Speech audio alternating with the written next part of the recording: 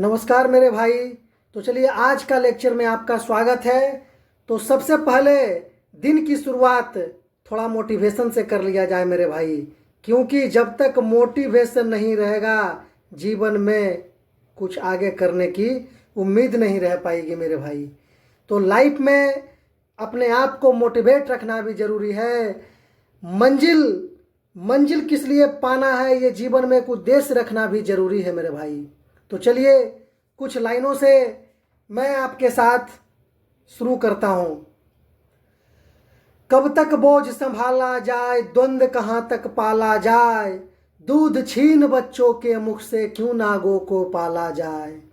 अरे दोनों ओर लिखा हो भारत वही सिक्का उछाला जाए, दोनों ओर लिखा हो भारत सिक्का वही उछाला जाए। तू भी राणा का वंशज है, फेंक जहां तक भाला जाए। क्यों सोचता है कि टारगेट हिट नहीं होगा मेरे भाई? अरे टारगेट तो हिट होगा ही, पहले प्रैक्टिस तो बन जाने दो। इसलिए तू भी राणा का वंशज है, फेंक जहां तक भाला जाए। अरे इस बिगड़ैल पड़ोसी की तो फिर शीशे में ढाला जाए, तेरे मेरे दिल पर ताला राम करे ये टाला जाए, ए राम करे ये टाला जाए। अरे भाई के घर दीप जले तो मंदिर तलक उजाला जाए, अरे भाई के घर दीप जले तो मंदिर तलक उजाला जाए। कब तक बोझ संभाला जाए, युद्ध कहाँ तक टाला जाए। तू भी राणा का वंशज है, फेंक भाला जहाँ तक जाए। ये वाहिद अली साहब का लाइन जो जीवन में हमेशा बहुत ज़्यादा मोटिवेट करता है मेरे भाई। लाइफ में मेहनत करना है तो अपने लिए करना, जिंदगी उसी का संवरता है, इतिहास वही लिखता है जो अपने लिए मेहनत करता है। किसी के लिए मेहनत करता है तो उसका इतिहास और उसका फ्यूचर, उसका एक तरह से कहें इतिहास और अपनी पहचान वो कंपनी के एक कर्मचारी के रूप में ही रह जाता है मेरे भाई। एक किसी कंपनी के कर्मचारी के रूप में ही रह जाता है, लेकिन अपने लिए मेहनत मैनेजिंग डायरेक्टर और फाउंडर तक चला जाता है मेरे भाई। तो चलिए शुरू करते हैं आज का पहला प्रश्न से। आज का पहला प्रश्न से दिन की शुरुआत करते हैं। बहुत शानदार क्लास आज है मेरे भाई। आज क्वेश्चन आप देखेंगे, आज क्वेश्चन एकदम सिर्फ इस लेक्चर से आपका कम से कम जो भी आएगा क्वेश्चन मॉडर्न इतिहास से, मॉडर्न आधुनिक भारत से। तो आप यहाँ देखिएगा गवर्नर वाला क्वेश्चन जो खास करके आएगा मेरे भाई, यहाँ छूटने वाला नहीं है मेरे दोस्त। थोड़ा सा और जूम कर लिया जाए चूँकि क्लियर आपको दिखे सभी को। चलिए यहाँ चक्रवर्ती राजगोपालाचारी साहब से शुरू करते हैं। चक्रवर्ती राजगोपालाचारी जिनका कार्यकाल 1948 से 1950 ईस्वी तक था, जिनका कार्यकाल 1948 से 1950 ईस्वी तक था मेरे भाई।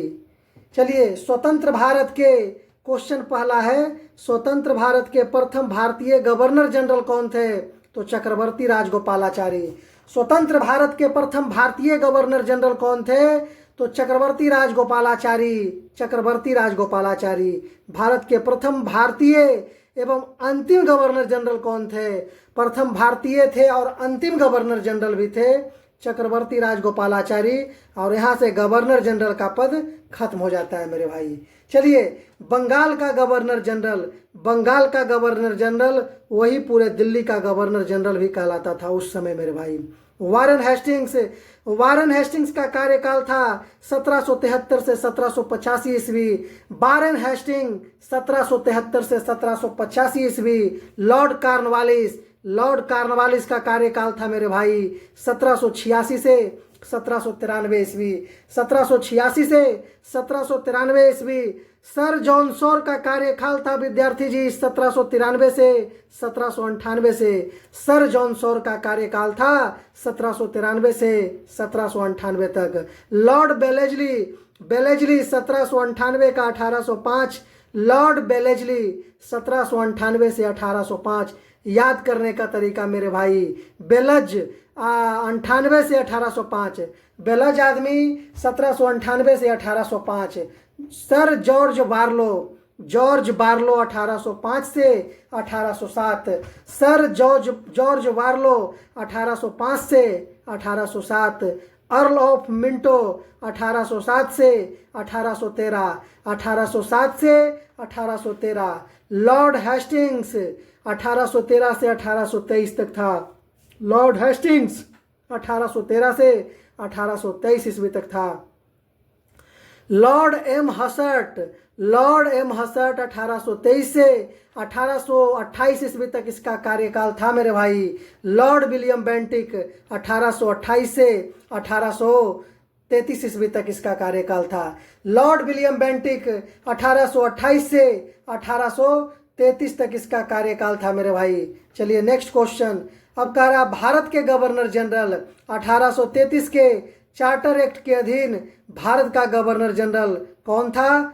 लॉर्ड विलियम बेंटिक इसका कार्यकाल था मेरे भाई। लॉर्ड विलियम बेंटिक का कार्यकाल था 1833 से 1835 तक, 3 ईयर मेरे भाई, 33, 34, 35।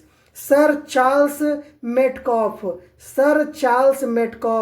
1835 से 1836 ईस्वी। सर चार्ल्स मेटकॉफ का कार्यकाल था 1835 से 1836 ईस्वी। लॉर्ड ऑकलैंड का कार्यकाल था 1836 से 1842 ईस्वी। लॉर्ड ऑकलैंड का कार्यकाल था मेरे भाई 1836 से 1842 ईस्वी। लॉर्ड एलनबरो का कार्यकाल था 1842 से 1844 ईस्वी। लॉर्ड एलनब्रो का कार्यकाल था 1842 से 1844 ईस्वी। सर हेनरी हार्डिंग फर्स्ट 1844 से 1848 ईस्वी। सर हेनरी हार्डिंग फर्स्ट का कार्यकाल था 1844 से 1848 ईस्वी। लॉर्ड डलहौजी का कार्यकाल था 1848 से 1856 ईस्वी। लॉर्ड डलहौजी का कार्यकाल था 1848 से 1856 ईस्वी। लॉर्ड कैनिंग का कार्यकाल था मेरे भाई। लॉर्ड कैनिंग का 1856 से 1858 तक। लॉर्ड कैनिंग का कार्यकाल था 1856 से 1858 तक। चलिए भारत के वाइसराय के बारे में देख लेते हैं। भारत के वाइसराय लॉर्ड कैनिंग। भारत के वाइसराय लॉर्ड कैनिंग 1858 से 1862 ईस्वी। 1858 से 1862 ईस्वी मेरे भाई। लॉर्ड एलिगन प्रथम 1862 से 1863 ईस्वी। लॉर्ड एलिगन प्रथम 1862 से 1863 ईस्वी।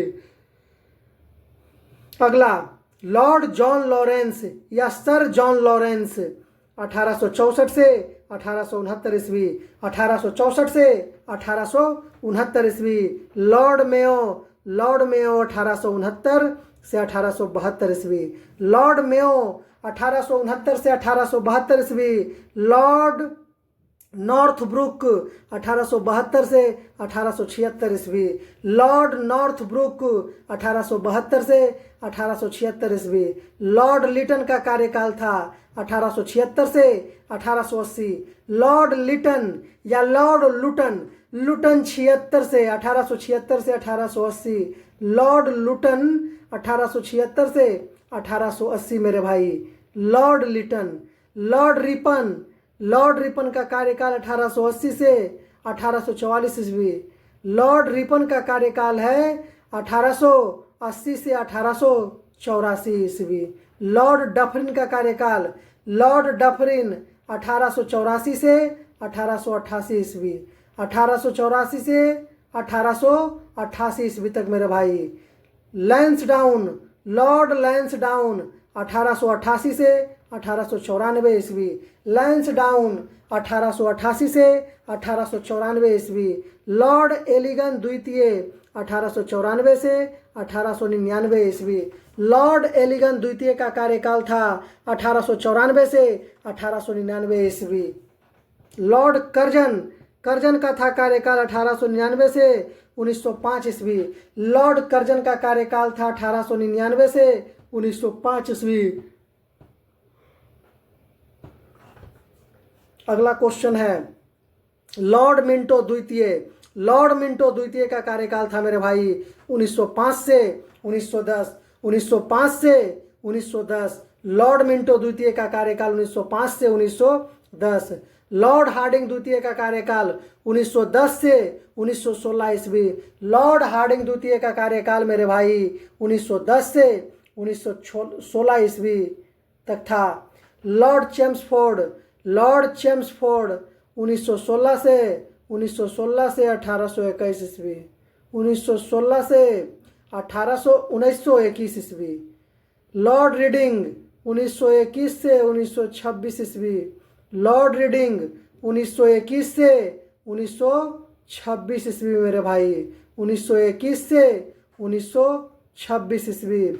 लॉर्ड इरविन का कार्यकाल था 1926 से 1931। 1926 से 1931 लॉर्ड इरविन का। लॉर्ड बेलिंगटन 1931 से 1936 ईस्वी कार्यकाल था। लॉर्ड बेलिंगटन 1931 से 1936 ईस्वी तक कार्यकाल था। लॉर्ड लिनलिथगो 1936 से 1936 ईस्वी तक ही रहा। उसके बाद लिनलिथगो गो हो गया मतलब चला गया होगा। और 47 में आज़ादी मिली थी। चलिए नेक्स्ट क्वेश्चन क्या है मेरे भाई? नेक्स्ट क्वेश्चन है भारत के गवर्नर जनरल तथा क्राउन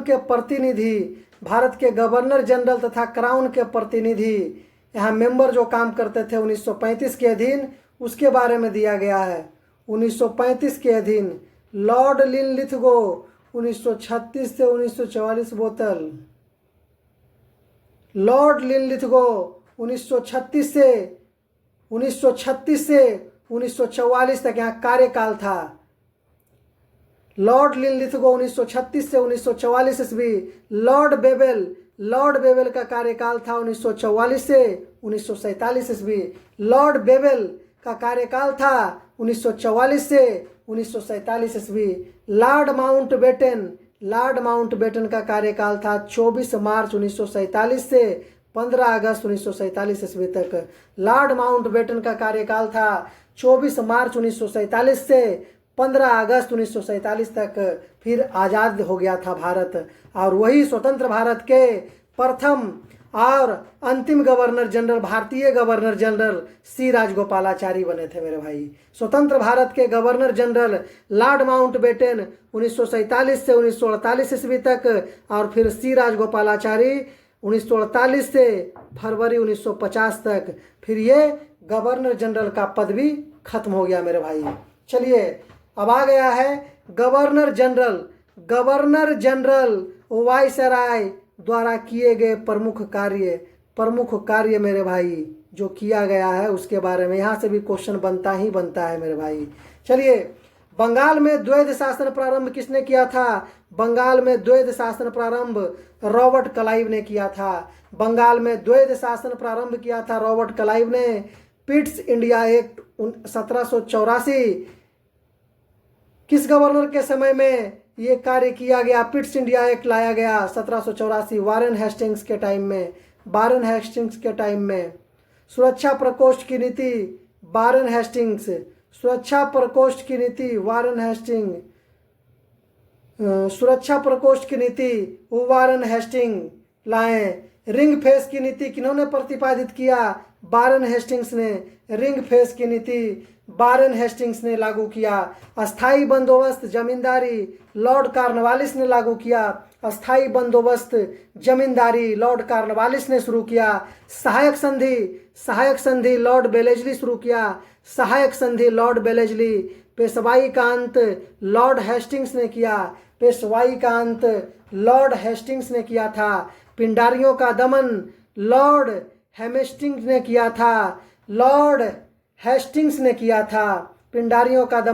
हेस्टिंग्स ने किया था। सती प्रथा का अंत विलियम बेंटिक ने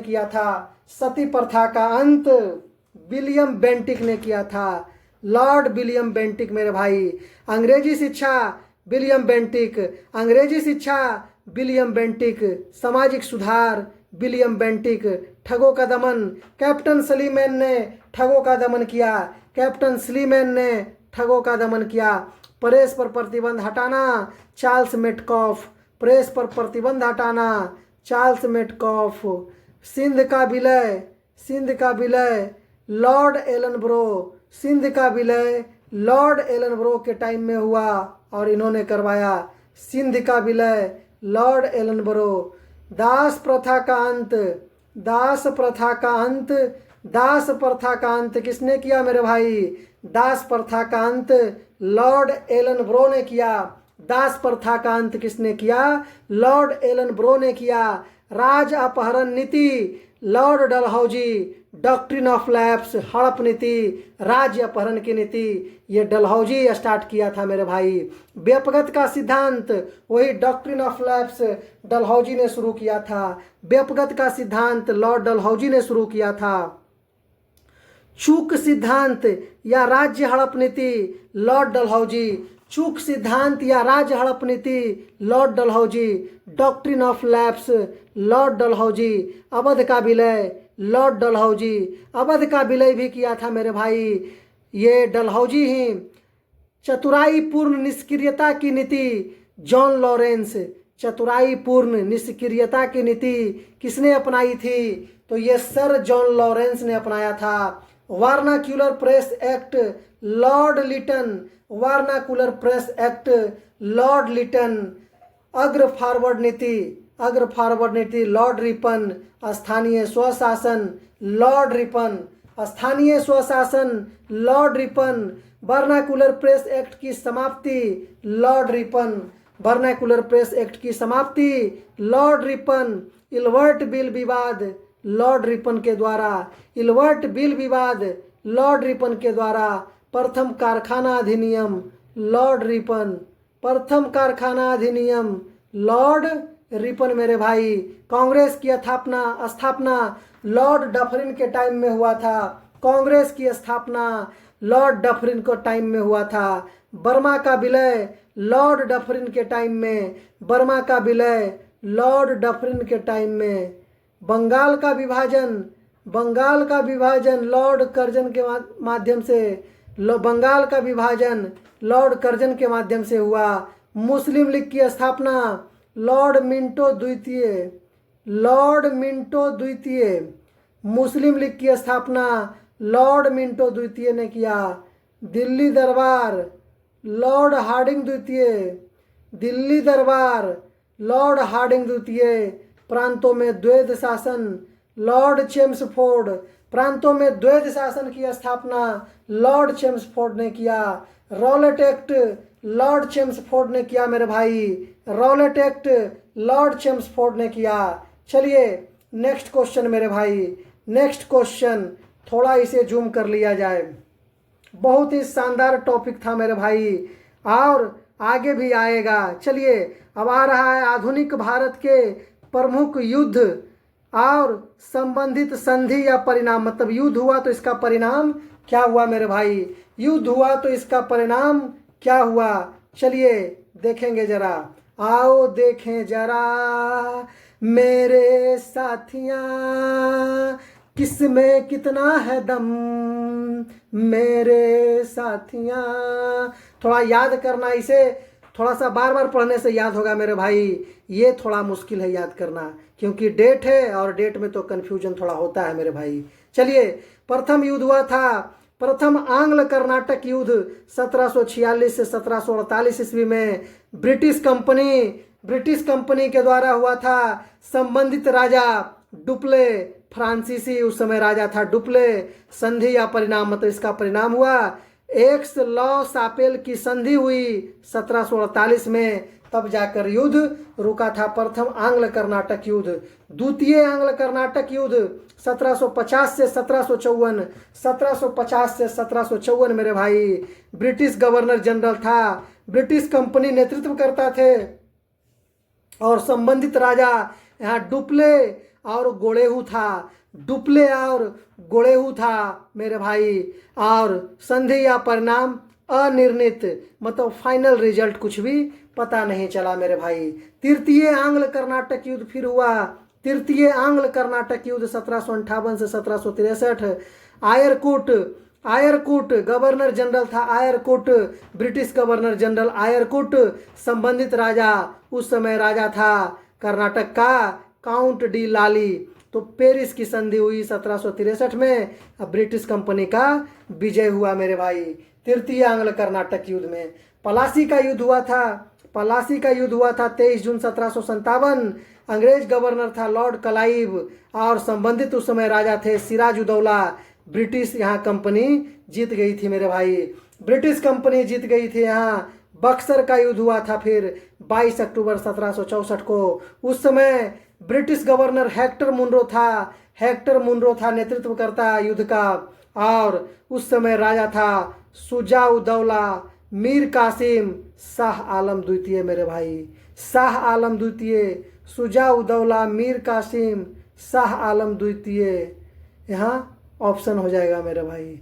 चलिए नेक्स्ट क्वेश्चन, सॉरी यहाँ हुआ ना शुजा-उद-दौला मीर कासिम शाह आलम द्वितीय। और यहाँ क्या हुआ, ब्रिटिश कंपनी का विजय हो गया। इलाहाबाद की संधि के तहत 1765 में ब्रिटिश कंपनी को विजय घोषित किया गया। चलिए छठा में है रूहेला युद्ध। छठा में रूहेला 1774 ईस्वी में हुआ था। अवध का नवाब, अवध का नवाब और ब्रिटिश कंपनी एवं मुगल बादशाह यहाँ थे। इन लोगों के बीच में त्रिकोणीय युद्ध हुआ था। त्रिकोणीय युद्ध नहीं, ब्रिटिश कंपनी के साथ में युद्ध चल रहा था। अवध के नवाब और मुगल बादशाह सब साथ थे। संबंधित राजा रूहेला सरदार। संधि या परिणाम में क्या हुआ, त्रिगुट विजयी, मतलब तीनों युद्ध कर रहे थे तो त्रिगुट विजयी, मतलब तीन जो गुट थे वो विजयी कर गए मेरे भाई रूहेला के युद्ध में। चलिए नेक्स्ट, प्रथम आंग्ल मैसूर युद्ध। प्रथम आंग्ल मैसूर युद्ध हो जाएगा 1767 से 1769 मेरे भाई। 1767 से 1769 में प्रथम आंग्ल मैसूर युद्ध हुआ था। गवर्नर था बेरेलस्ट और राजा थे हैदर अली। मद्रास की संधि द्वारा खत्म किया गया मेरे भाई। फिर हुआ द्वितीय आंग्ल मैसूर युद्ध 1780 से 1784। उस समय अंग्रेज गवर्नर था वारेन हेस्टिंग्स। हैदर अली एवं टीपू यहाँ साथ थे। मंगलौर की संधि के बाद खत्म कर दिया गया। तृतीय आंग्ल मैसूर युद्ध फिर हुआ 1790 से 1792 ईस्वी। उस समय ब्रिटिश गवर्नर लॉर्ड कॉर्नवालिस था और संबंधित राजा थे टीपू सुल्तान मेरे भाई, टीपू सुल्तान। श्रीरंगपट्टनम की संधि के बाद क्या हुआ, ये फिर से कहानी खत्म हो गया, मतलब युद्ध रुक गया मेरे भाई। चतुर्थ आंग्ल मैसूर युद्ध फिर हुआ 1799 ईस्वी में। उस समय अंग्रेज गवर्नर था लॉर्ड बेलेजली और यहाँ के स्थानीय शासक थे टीपू। टीपू मेरे भाई। ब्रिटिश कंपनी की विजय हो गई, ब्रिटिश कंपनी की विजय हो गई यहाँ। चलिए आगे 11वां नंबर, प्रथम आंग्ल मराठा युद्ध। प्रथम आंग्ल मराठा युद्ध 1775 से 1782 ईस्वी को हुआ था। 1775 से 1782 ईस्वी को हुआ था वारेन हेस्टिंग्स के समय में, वारेन हेस्टिंग्स के समय में। उस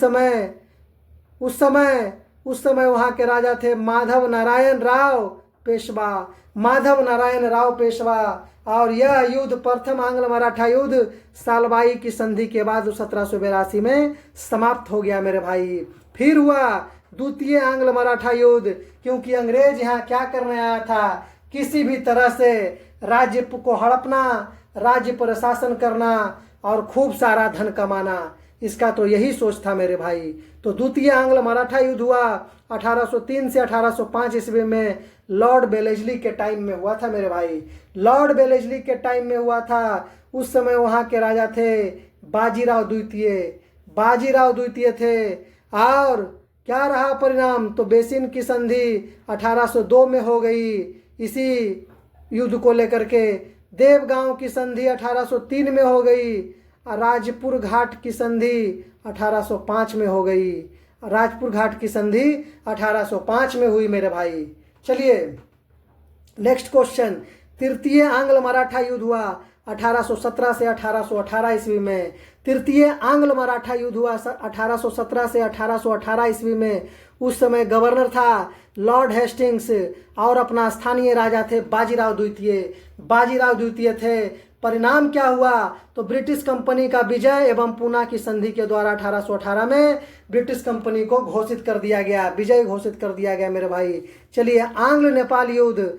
आंग्ल नेपाल युद्ध 1814 से 1816 ईस्वी। आंग्ल नेपाल युद्ध हुआ 1814 से 1816। उस समय अंग्रेज गवर्नर था लॉर्ड हेस्टिंग्स।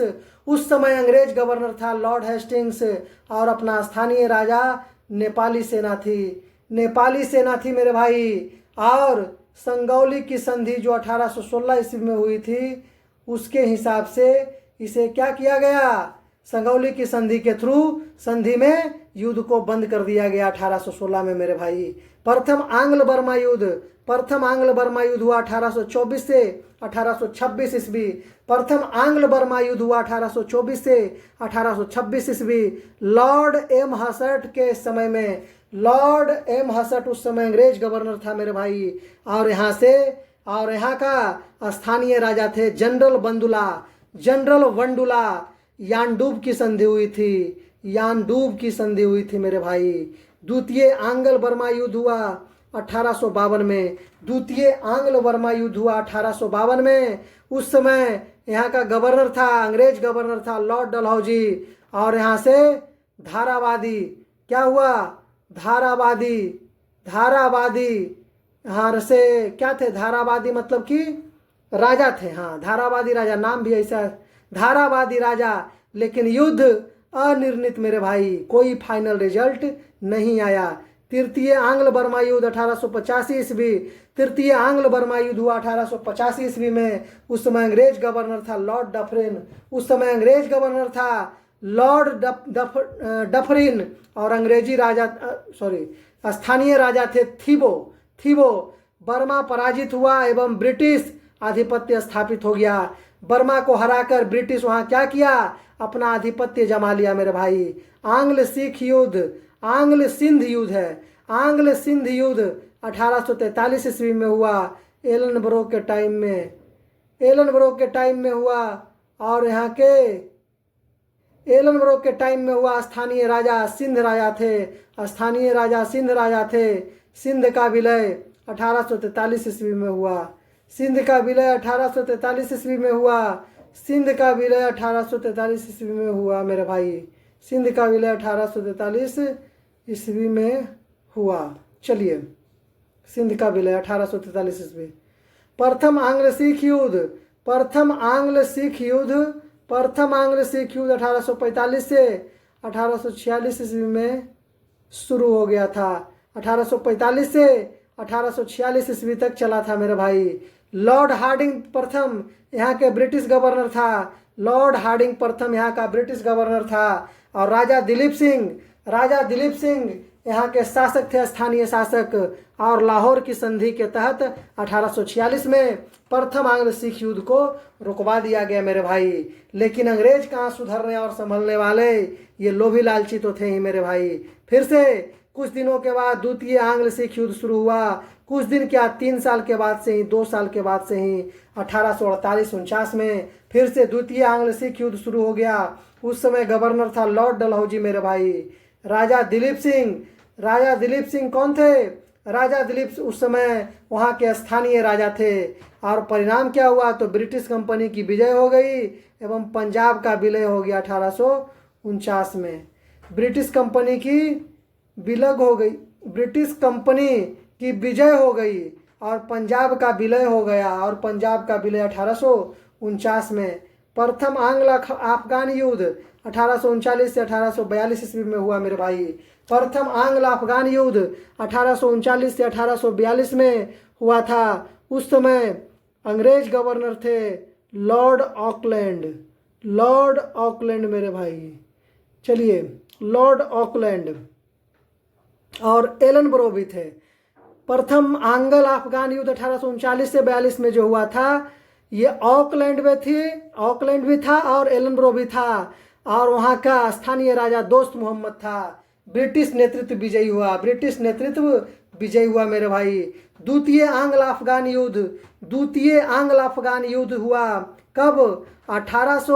1878 से 1880 ईस्वी लॉर्ड लिटन के समय में, 1878 से 1880 ईस्वी लॉर्ड लिटन के समय में वहाँ के स्थानीय राजा शेर अली एवं याकूत खां थे। शेर अली एवं याकूत खां थे और यहाँ से परिणाम हुआ तो गंडमक की संधि 1879 गंडमक की संधि 1879। चलिए 1879 के बीच क्या हुआ, गंडमक की संधि हुई और युद्ध को रुकवा दिया गया होगा। तृतीय आंग्ल अफगान युद्ध हुआ 1919 में। उस समय ब्रिटिश गवर्नर था लॉर्ड चेम्सफोर्ड और स्थानीय राजा थे अमीर हबीबुल्ला। और यहाँ क्या हुआ कि ब्रिटिश सेना विजयी मेरे भाई। चलिए नेक्स्ट आपका क्लास, नेक्स्ट क्वेश्चन आपका अगले लेक्चर में होगा मेरे भाई। तब तक के लिए दिल से धन्यवाद मेरे भाई, दिल से।